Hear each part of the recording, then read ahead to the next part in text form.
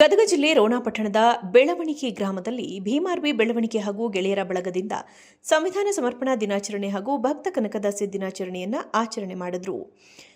ಈ ವೇಳೆ ಕನಕದಾಸರು ಹಾವೇರಿ ಜಿಲ್ಲೆಯ ಶಿಗ್ಗಾವಿ ತಾಲೂಕಿನ ಬಡ ಗ್ರಾಮದಲ್ಲಿ 1509ರಲ್ಲಿ ಹಿಂದೂ ಕುರುಬ ನಾಯಕ ಜನಾಂಗಕ್ಕೆ ಸೇರಿದ ಬಚ್ಚಮ್ಮ ಮತ್ತು ಬೀರಪ್ಪ ನಾಯಕ ಎಂಬ ದಂಪತಿಗಳ ಮಗನಾಗಿ ಜನಿಸಿದರು. ಕನಕದಾಸರು ಬರೀ ಒಂದು ಜಾತಿಗೆ ಸೀಮಿತವಾದ ಭಕ್ತರಲ್ಲ, ಎಲ್ಲ ಜಾತಿಗಳಿಗೆ ಬೇಕಾದವರು. 15-16ನೇ ಶತಮಾನದಲ್ಲೇ ಜಾತಿ ವ್ಯವಸ್ಥೆಯ ಬಗ್ಗೆ ಸಮರ ಸಾರಿದ ಭಕ್ತರು ಎಂದರೆ ಕನಕದಾಸರು ಎಂದರೆ ತಪ್ಪಾಗಲಾರದು. ಬಳಿಕ ಮಾತನಾಡಿದ ಸುರೇಶ್ ಚಲವಾದಿ, ದೇಶದ ಏಕತೆ ಮತ್ತು ಸಮಗ್ರತೆಗಾಗಿ ಎಲ್ಲರಲ್ಲೂ ಸಹೋದರತೆ ಮೂಡಿಸುವುದಕ್ಕೆ ರಾಷ್ಟ್ರಕ್ಕೆ ಸಂವಿಧಾನ ಅರ್ಪಣೆಗೊಂಡಿರುತ್ತದೆ.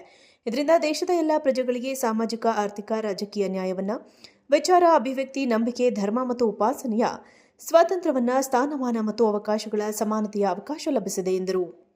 ಈ ಸಂದರ್ಭದಲ್ಲಿ ಹನುಮಂತ್ ಚಲವಾದಿ ಮಾತನಾಡಿ, ಸಮಾಜದಲ್ಲಿ ಪುಕ್ಕಲು ಹೇಡಿತನ ಮಕ್ಕಳನ್ನು ಬೆಳೆಸುವುದಕ್ಕಿಂತ ಹೋರಾಟದ ಮನೋಭಾವನೆಗಳನ್ನು ಬೆಳೆಸಿಕೊಳ್ಳುವಂತಹ ಹಾಗೂ ಪ್ರತಿಯೊಬ್ಬರೂ ಹಕ್ಕಿಗಾಗಿ, ಸಮಾಜಕ್ಕಾಗಿ ಹೋರಾಡುವಂತಹ ಮನೋಭಾವನೆ ಬೆಳೆಸುವಂತಹ ಮಕ್ಕಳನ್ನು ನೀಡಬೇಕೆಂದು ತಿಳಿಸಿದರು.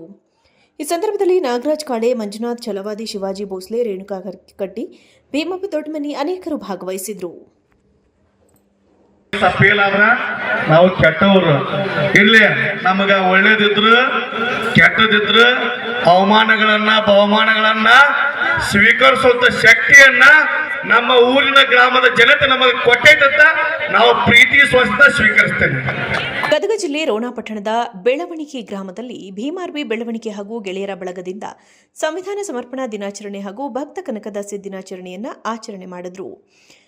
ಈ ವೇಳೆ ಕನಕದಾಸರು ಹಾವೇರಿ ಜಿಲ್ಲೆಯ ಶಿಗ್ಗಾವಿ ತಾಲೂಕಿನ ಬಡ ಗ್ರಾಮದಲ್ಲಿ 1509ರಲ್ಲಿ ಹಿಂದೂ ಕುರುಬ ನಾಯಕ ಜನಾಂಗಕ್ಕೆ ಸೇರಿದ ಬಚ್ಚಮ್ಮ ಮತ್ತು ಬೀರಪ್ಪ ನಾಯಕ ಎಂಬ ದಂಪತಿಗಳ ಮಗನಾಗಿ ಜನಿಸಿದರು. ಕನಕದಾಸರು ಬರೀ ಒಂದು ಜಾತಿಗೆ ಸೀಮಿತವಾದ ಭಕ್ತರಲ್ಲ, ಎಲ್ಲ ಜಾತಿಗಳಿಗೆ ಬೇಕಾದವರು. 15-16ನೇ ಶತಮಾನದಲ್ಲೇ ಜಾತಿ ವ್ಯವಸ್ಥೆಯ ಬಗ್ಗೆ ಸಮರ ಸಾರಿದ ಭಕ್ತರು ಎಂದರೆ ಕನಕದಾಸರು ಎಂದರೆ ತಪ್ಪಾಗಲಾರದು.